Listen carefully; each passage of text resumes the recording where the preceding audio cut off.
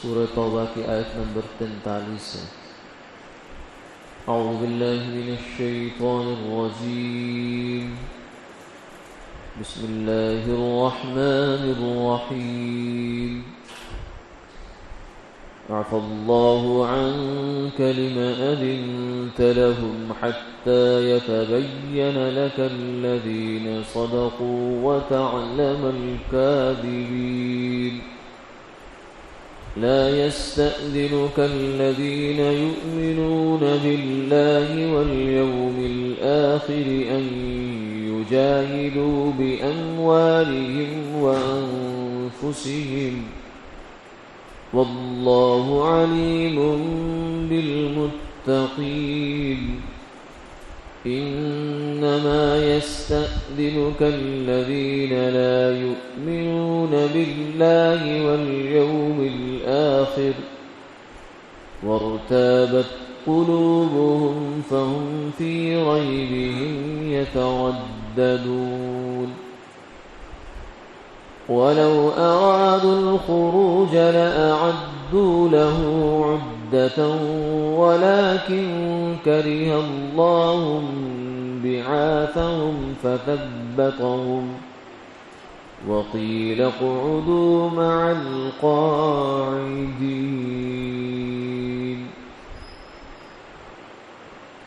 لو خرجوا فيكم ما زادوكم إلا خبالا ولأوضعوا خلالكم يبغونكم الفتنة وفيكم سماعون لهم والله عليم بالظالمين. صدق اللہ العظیم.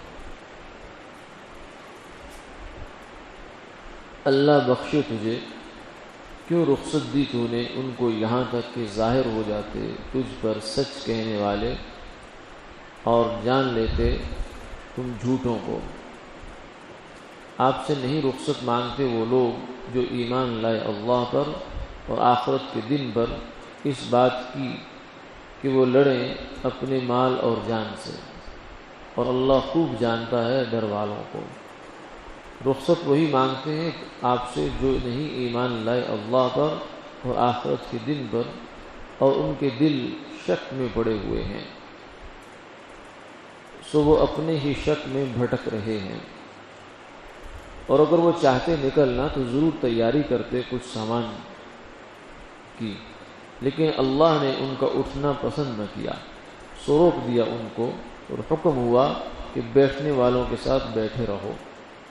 اگر وہ نکلتے تو تم میں تمہارے لیے سوائے خرابی کے اور کسی چیز میں اضافہ نہ کرتے، اور تمہارے اندر گھوڑے دوڑاتے، تمہارے میں بگاڑ کو تلاش کرنے کے لیے. ان کے تمہارے اندر کچھ جاسوس ہیں، اور اللہ خوب جانتا ہے ظالموں کو.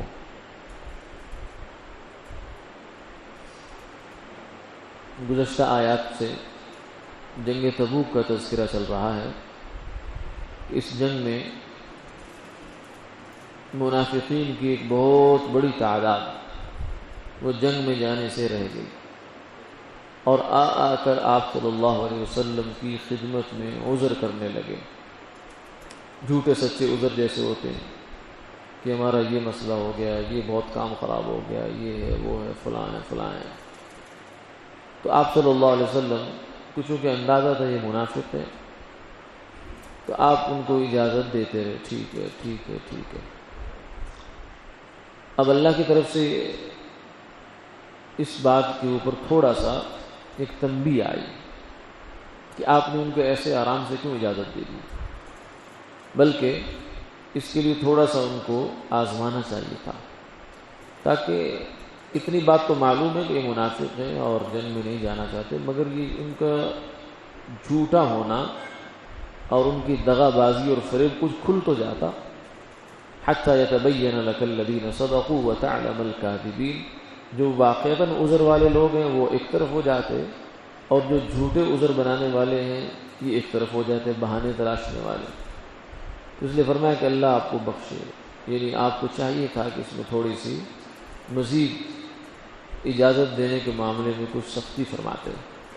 پھر آگے فرمایا اگر یہ نہ بھی ہوا تو کوئی حرج نہیں، ویسے بات یہ ہے کہ راہ خدا میں جہاد سے پہلو تہی کر کے رکنے کی اجازت لینے والے لوگ وہ تو ہیں ہی نہیں جو سچے مسلمان ہیں، کیونکہ سچے مسلمان تو اس انتظار میں تھے کہ اللہ کی طرف سے حکم آئے، اور جب حکم آ گیا تو وہ تیار ہو گئے۔ اجازت لینے والے تو وہی ہیں جو آخرت پر اور اللہ پر ایمان نہیں رکھتے، کیونکہ ان کو پتہ ہے کہ یہ تو بظاہر ان کے علم کے مطابق یہ جو جنگ تبوک تھی یہ تو سراسر خسارے کا سودا ہے ان کے خیال میں۔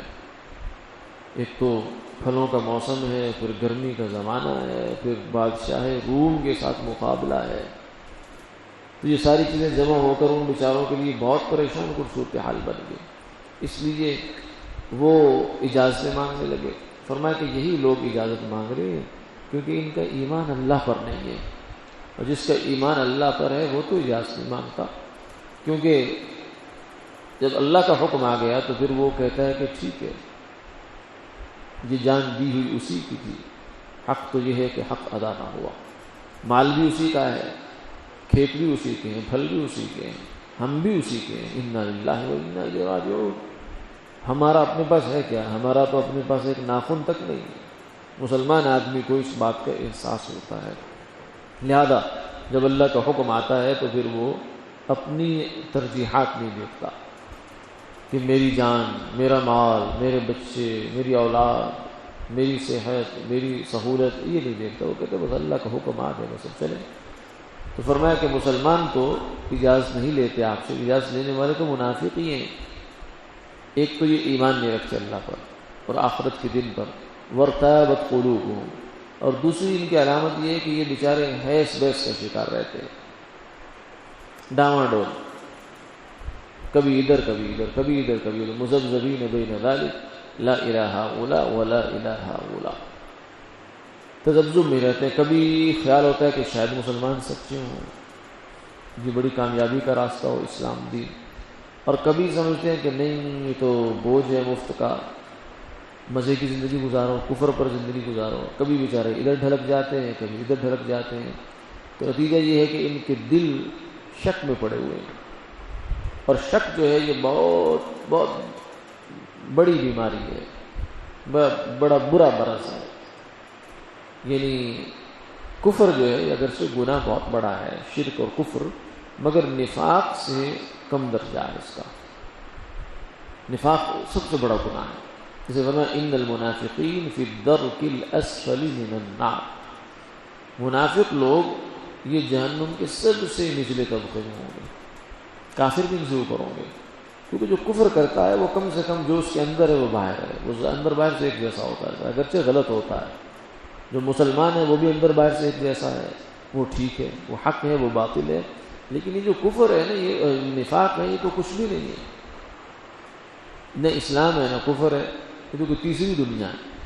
وارتابت قلوبہم، فرمایا کہ ان کے دل شک میں پڑ گئے، فہم فی ریبہم یترددون، مگر یہ لوگ بیچارے ہمیشہ شک میں بھٹکتے ہی رہیں گے، کبھی بھی ان کو راستہ نہیں ملے گا، اس لیے کہ شک سے نکلنے کا طریقہ یہ ہے کہ انسان فیصلہ کرے۔ جب تک آدمی فیصلہ نہیں کرتا اس وقت تک شک سے نہیں نکلتا کبھی بھی۔ یہ صرف ایمان کی بات نہیں ہے، زندگی کے ہر شعبے میں یہ بات ہے۔ ایک آدمی شک میں پڑ جاتا ہے کہ یہ مجھے کام کرنا چاہیے کہ نہیں کرنا چاہیے، کبھی ادھر سوچتا ہے کبھی ادھر، بھائی ایک فیصلہ کر لو، سوچ بچار ٹھیک ہے، مشورہ کرو، استخارہ کرو، لیکن پھر فیصلہ کر لو بس۔ یہ نہیں ہے کہ فیصلہ کرنے کے بعد پھر سوچ میں پڑ گیا، پتہ نہیں ٹھیک کرنا یہ میرا چناؤ ٹھیک ہے یا نہیں ٹھیک۔ اسی فرمایا وَشَاوِرْهُمْ فِي الْأَمْرِ فَإِذَا عَزَمْتَ فَتَوَكَّلْ عَلَى اللَّهِ، حضور سے حکم آیا کہ ان صحابہ سے آپ مشورہ کیا کریں، لیکن جب کسی ایک پہلو کا آپ نے لے لیا، فَإِذَا عَزَمْتَ، عزم کر لیا، فَتَوَكَّلْ عَلَى اللَّهِ، تو اب پھر اللہ پہ بھروسہ کرو۔ إِنَّ اللَّهَ يُحِبُّ الْمُتَوَكِّلِينَ، اللہ اپنے اوپر بھروسہ کرنے والوں کو پسند کرتے ہیں۔ یعنی جو آدمی ہر وقت اسی تردد میں رہتا ہے، پتہ نہیں کیا، وہ بیچارہ پریشان ہی رہتا ہے، نہ دین کسی کام کا نہ دنیا کسی کام کی۔ تو یہ ایک طرح سے سمجھے کہ سزا کی سی کیفیت ہوتی ہے، پریشانی کی کیفیت ہے کہ انسان شک کے اندر ہی رہے۔ آگے یہ فرمایا کہ یہ منافقین اگر یہ بقول ان کے سچے ہیں کہ ہم تو جنگ میں جانا چاہتے تھے مگر حالات نے اجازت نہ دی، تو کم سے کم ان کا کوئی طرز عمل تو بتاتا۔ یہ تیاری کر کے بیٹھے ہوتے اپنے، یعنی آدمی کے چال ڈھال سے اندازہ ہو جاتا ہے کہ یہ کیا کر رہا ہے، چہرے مہرے سے اندازہ ہو جاتا ہے کہ یہ آدمی واقعتاً سنجیدہ ہے جانے میں یا نہیں سنجیدہ۔ تو یہ ان کی تو کوئی ایسی بات نہیں معلوم ہوئی، یہ تو شروع سے جب ان سے حکم سنا اسی وقت سے بس عذر تلاشنے کی کوشش میں لگ گئے، کوئی تیاری بھی نہیں کی کسی نے۔ تو فرمایا کہ اصل بات یہ ہے کہ اللہ کو ان کا جانا منظور ہی نہیں تھا۔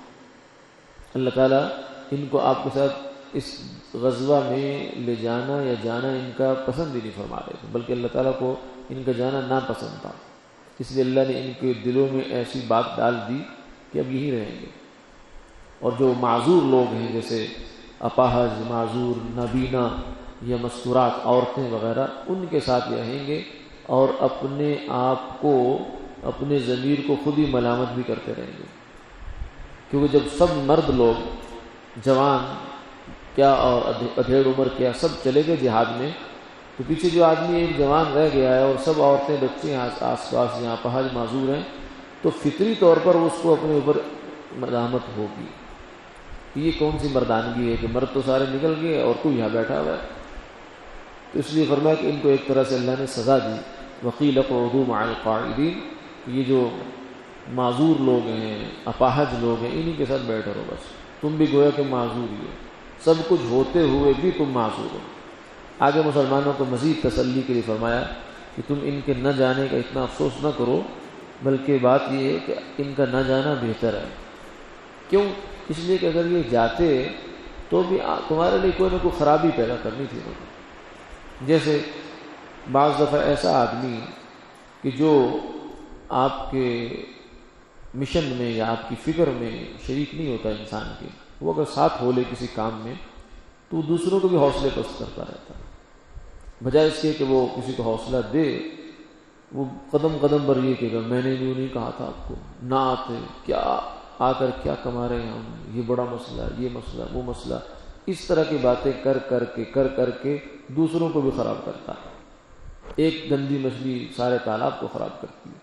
فرمایا کہ اگر تمہارے ساتھ منافق لوگ چلے جاتے تو بھی انہوں نے وہاں جا کے کوئی خیر کا کام نہیں کرنا تھا، اور نہ ہی یہ تھا کہ چلو نہ خیر نہ شر، بلکہ شر ہی کرنا تھا، کیونکہ ان کی طبیعت میں یہی کچھ ہے۔ اور تمہارے اندر ہی انہوں نے لگائی بجھائی جو ان کی عادت ہے پرانی، وہ بھی کرتے رہتے، تو بجائے اس کے کہ تمہیں فائدہ ہوتا تمہیں نقصان ہو جاتا، کیونکہ آپس میں اگر توڑ ہو جائے تو وہ تو بڑے نقصان کی بات ہے، خاص طور سے جہاد جیسے اہم کام میں، دین کے کسی اہم کام میں اگر دلوں میں توڑ آ جائے تو بھی برکت ہی ہو جاتی ہے، برکت اٹھ جاتی ہے۔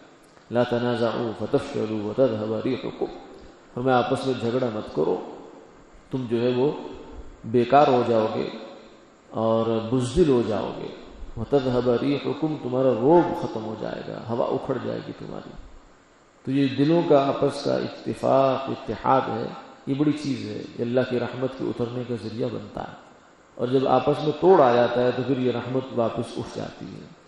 تو فرمایا کہ یہ منافق اگر تمہارے ساتھ جاتے تو اس طرح کی حرکتیں کرتے کہ تمہارا بھی نقصان ہوتا، لیکن فرمایا کہ ابھی بھی اطمینان، مطمئن نہیں ہونا چاہیے، کیونکہ ان کے کچھ نہ کچھ لوگ تمہارے اندر ابھی ہیں، لیکن بہرحال وہ اتنے نقصان دہ نہیں ہیں، بس ان کا کام صرف اتنا ہے کہ وہ ذرا نوٹ کر رہے ہیں کہ کیا ہو رہا ہے یہاں، مسلمان کیسے پہنچے، کیا ہوا وہاں، کیا ہوا ادھر، کیا ہوا، بس اتنی ساری باتیں وہ کر رہے ہیں، جاسوسی کا سا کام کر رہے ہیں، ورنہ اس سے زیادہ کوئی مؤثر کام کرنے کی پوزیشن میں وہ نہیں ہے۔ فرمایا واللہ علیم بالظالمین، اللہ تعالیٰ ظالموں کو خوب جاننے والے ہیں۔ منافق اس غلط فہمی میں نہ رہے کہ ہم جاسوس بن کے چلے گئے یا ہم نے جھوٹے سچے عذر کر کے اجازتیں لے لی، اس غلط فہمی میں نہ رہے، کیونکہ معاملہ اللہ کے ساتھ ہے۔ وآخر دعوانا الحمدللہ۔